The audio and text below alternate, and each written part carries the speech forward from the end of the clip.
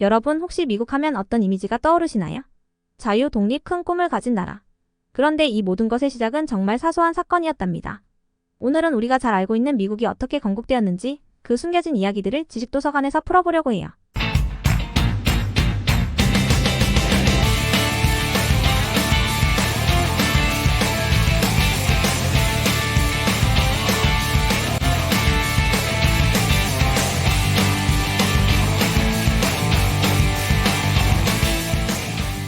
먼저 미국은 1600년대 초 영국의 식민지로 시작됩니다. 당시 북미 대륙에는 13개의 영국 식민지가 존재했죠.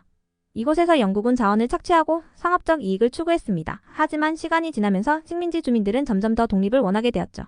영국은 식민지들에게 여러 가지 세금을 부과하기 시작합니다. 하지만 식민지인들은 거세게 반발했고 결국 1770년 타운센드법을 취소하지만 이때 영국 정부는 하나의 상품을 제외하게 되는데 재미있게도 이때 제외된 차가 미국 독립전쟁의 불씨를 제공하게 되죠. 하루를 차로 시작해서 차로 마감할 정도로 차 문화가 유명한 영국에서 온 이주민들이 가만히 있었을까요? 당연히 사건이 터지게 되는데 식민지 주민들은 세금에 반발하며 점차 불만을 참아가다 결국 1773년 보스턴 차 사건이 발생하게 됩니다. 이 사건은 영국의 세금 부과와 통제 강화에 대한 강력한 항의 표현이었지만 영국 정부에 큰 충격을 주었고 그들은 이에 대한 강력한 응징을 시작하게 됩니다. 이 사건으로 단단히 화가 난 영국은 식민지를 크게 단죄하는 방향으로 정책을 수정했으며 실제로 13개 식민지의 자치 문제에 대해 이전까지는 우호적인 입장을 보이던 의원들도 모두 식민지의 권리를 규제하는 법안에 대거 찬성하기에 이르렀고 이듬해인 1774년 영국은 함대를 파견해 보스턴 항을 폐쇄하고 매사추세츠 자치정부를 강제로 해산시켰습니다.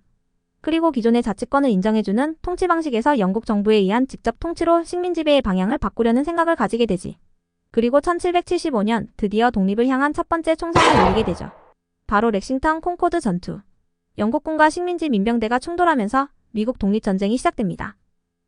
식민지 주민들은 조지 워싱턴을 총사령관으로 임명하고 독립을 위해 싸우기 시작했죠.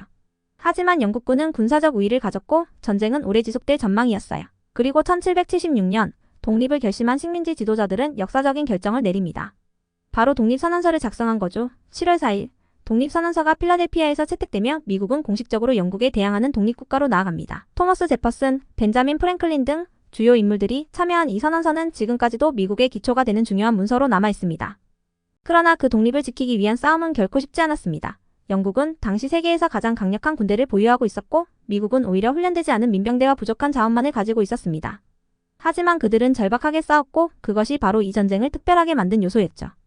전쟁 초기에 영국군은 빠르게 식민지 주요 도시들을 점령했습니다. 1776년 여름 뉴욕 전투에서 영국군은 압도적인 병력으로 미국군을 밀어붙였습니다. 워싱턴은 어려운 상황 속에서 연이어 패배를 겪었지만 그들은 결코 포기하지 않았습니다. 하지만 워싱턴 장군은 단지 패배에 머물지 않았습니다. 그는 전술을 바꾸고 기회가 오기를 기다렸습니다. 그리고 1776년 겨울 그의 결단력과 지도력이 빛을 발하는 순간이 다가왔습니다. 크리스마스 이브, 극한의 추위 속에서 워싱턴은 대담한 결정을 내립니다.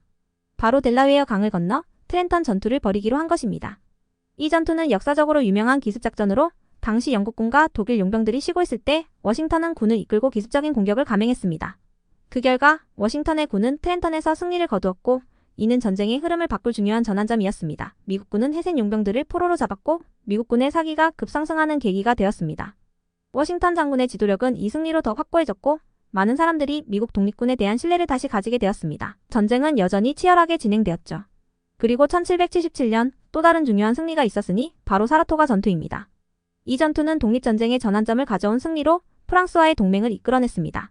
1778년 프랑스는 해군과 군대를 지원했고 이는 영국군에게 큰 압박을 주었습니다.